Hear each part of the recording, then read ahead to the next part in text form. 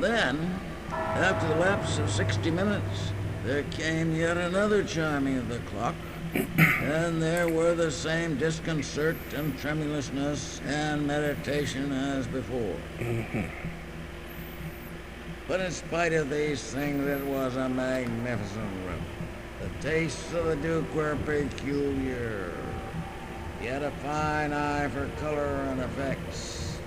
He disregarded the decor of mere fashion. His plans were bold and fiery, and his conception glowed with barbaric luster. There are some who would have thought him mad. His followers felt that he was not.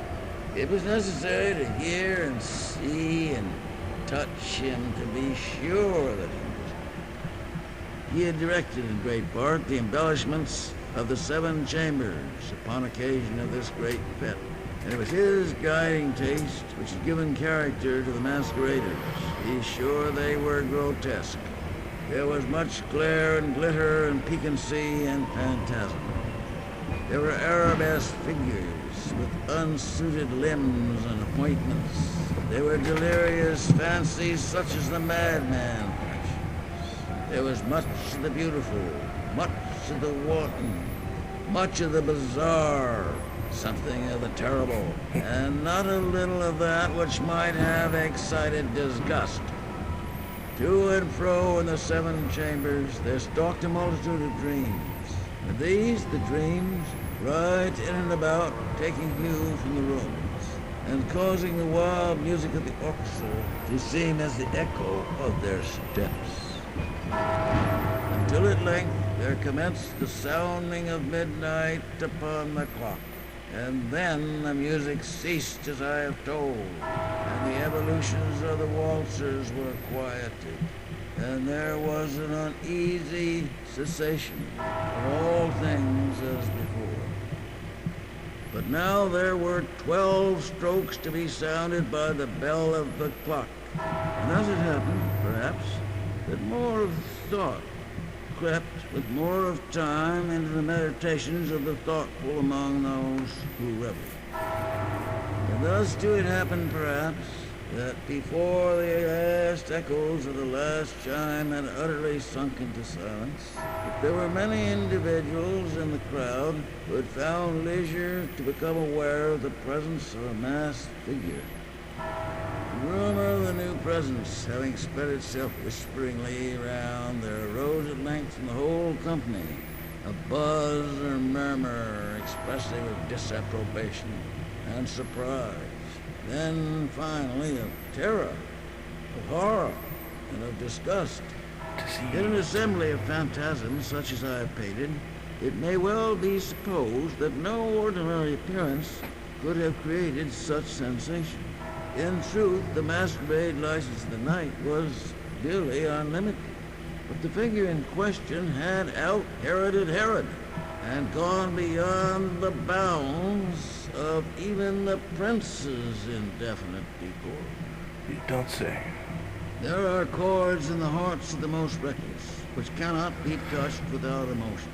Even with the utterly lost, to whom life and death are equally jests, there are matters of which no jest can be made. The whole company, indeed, seemed now deeply to feel that in the costume and bearing of the stranger, neither wit nor propriety existed. The figure was tall and gaunt, shrouded from head to foot in the habiliments of the grave. The mask which concealed the visage was made so nearly to resemble the countenance of a stiffened corpse that the closest scrutiny must have had difficulty in detecting the cheat. And yet all of this might have been endured, if not approved by the mad revelers around. But the mummer had gone so far as to assume the type of the Red Death. His vesture was dabbled in blood, and his broad brow with all the features of his face was besprinkled with a scarlet horror. When the eyes of Prince Prospero fell upon this spectral image, which with a slow and solemn movement, as if more fully to sustain its role, stalked to and fro among the waltzers, He was seen to be convulsed with a strong shudder, either of terror or distaste, whereupon his brow reddened with rage. "Who dares," he demanded harshly of his courtiers who stood near him, "who dares insult us with this blasphemous mockery? Seize him and unmask him, that we may know whom we have to hang at sunrise from the battlements." Within the eastern or blue chamber, in which stood the Prince Prospero as he uttered these words, they rang throughout the 7 rooms loudly and clearly. For the prince was a bold and robust man, and the music had become hushed at the waving of his hand. At first, as he spoke, there was a slight rushing movement of pale courtiers in the direction of the intruder, who, at the moment, was also near at hand, and now, with deliberate and stately step, made closer approach to the speaker. But from a certain nameless awe with which the mad assumptions of the mummer had inspired the whole party, there were found none who put forth hand to seize him, so that, unimpeded, he passed within a yard of the prince's person. And while the vast assembly, as if with one impulse, shrank from the centers of the rooms to the walls, he made his way uninterruptedly, but with the same solemn and measured step, through the blue chamber to the purple, through the purple to the green, through the green to the orange, through this again to the white, and even thence to the violet. Every decided movement had been made to arrest him. Not the violet. Then, however, that the Prince Prospero, maddening with rage and the shame of his own momentary cowardice, rushed hurriedly through the 6 chambers, while none followed him on account of a deadly terror that had seized upon all. Bore aloft a drawn dagger, and had approached in rapid impetuosity to within 3 or 4 feet of the retreating figure, when the latter, having attained the extremity of the velvet apartment, turned suddenly and confronted his pursuer. There was a sharp cry, and the dagger dropped gleaming upon the sable carpet, upon which, instantly afterwards, fell prostrate in death the Prince Prospero.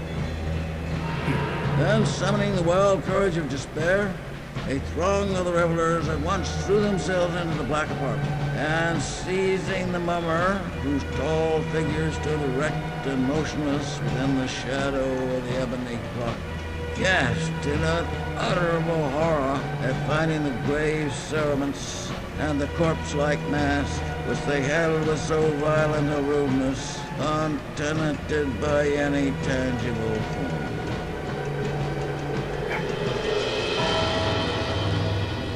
Now was acknowledged the presence of the Red Death. He had come like a thief in the night, and one by one dropped the revelers in the blood-bedewed halls of their revel, and died each in the despairing posture of his fall. The life... Whoa. Stopped. I didn't stop it. What the hell? Don't start again. Don't start again, don't start again, don't start again. I don't remember how it started. It's been so long. Red Death had long devastated the country. Ah, crap. How do I get out of that? Whoa, okay. Back in. Okay, whew. That was...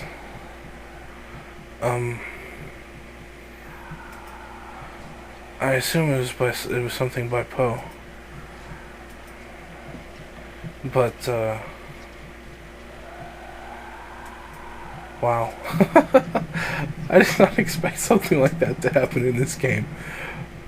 That was just sitting and watching, and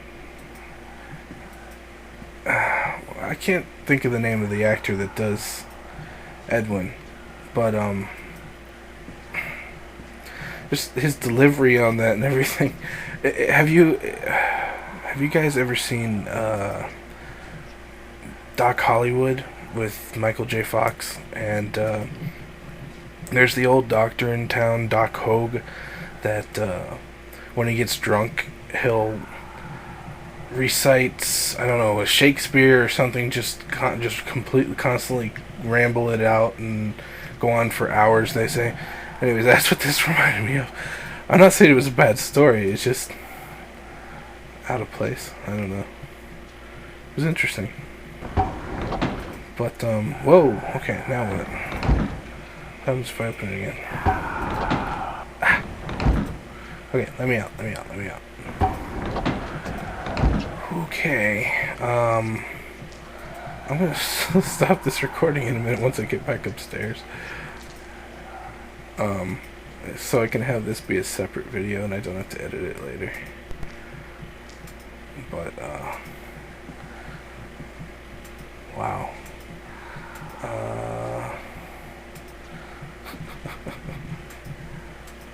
I really don't know what to think of that. Like I said, I assume that was something that Poe wrote. I don't know what it was. It's very unexpected. Anyways, I'll be right back.